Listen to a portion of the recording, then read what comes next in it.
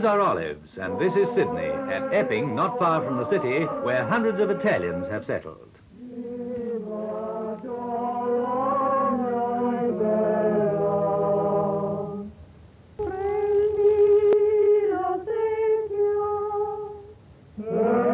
Ansonato Galluzzo is the patriarch of one family. He came alone from Italy in 1939 and was promptly interned. After the war, he bought this land, built a small house, and in 1949 his family joined him. When he left Italy, his youngest son was 6 months old. The boy was 10 years old when Galluzzo saw him again. But they were here, his family, his sons. Together they tilled the 3.5-acre Epping farmlet. The sons working in a shop, on the buses, in a factory, but always in the morning and in the evenings, working the land their father had broken. And they prospered, and the sons married, and the daughters married, and there were more hands to work the farm. And there came the new seed.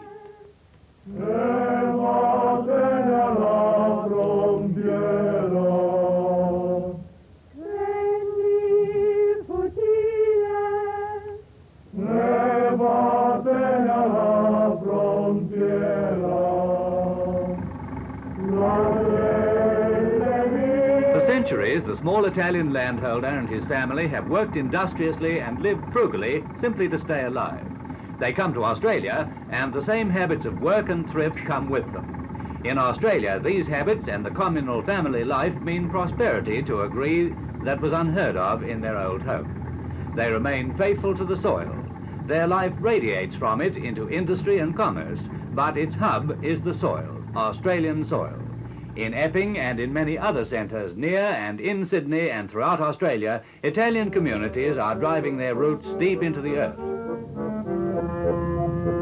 Galluzzo is too old to work much now, so after the manner of his tradition, he's handed the farm over to his youngest son. Galluzzo has never worked at anything but the land, neither has his youngest son. And as all men who live by the land, they like to crumble it in their hands. This is the earth, not the earth they were born to, but the earth they have adopted. Galluzzo speaks in Italian because he's never learnt English, not in 20 years. His sons speak Italian and English, and his grandson speaks only English. 3 sons, 2 sons-in-law mean Galluzzo never lacks a strong back on his farm, and the profit goes to where it happens to be needed in the family structure at any time. As they live, the family is not a unit that disintegrates gradually as the children grow. As they live, a man in his old age has his sons with him and their wives and their children. And when he dies, his sons still live on his land. When one of Galluzzo's daughters married, his son-in-law built a house on the farm. This is it. The son-in-law is a bus conductor and a farmer. He came to Australia penniless 8 years ago. The house is worth about £7,500. It's as Australian as the old house is Italian.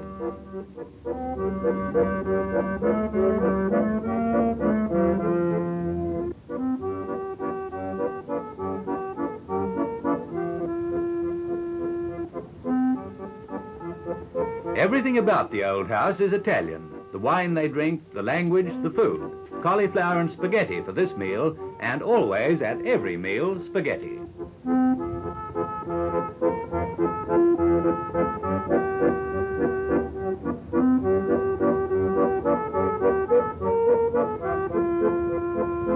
These are not people who set themselves hard at the task of becoming assimilated.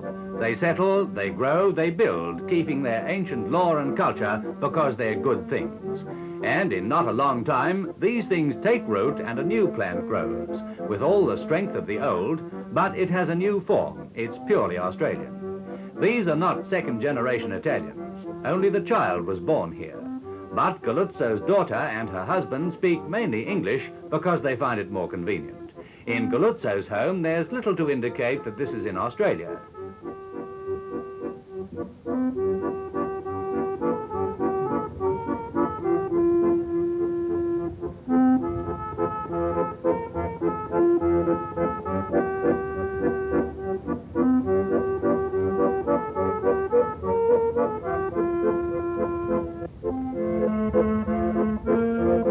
In Galluzzo's daughter's home, there's little to indicate that these people are Italians.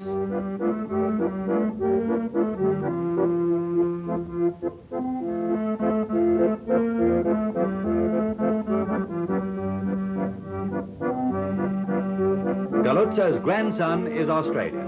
This is the great transmutation that's taking place in Epping, in Sydney, in Australia. The grafting of a people to a country. This is migration.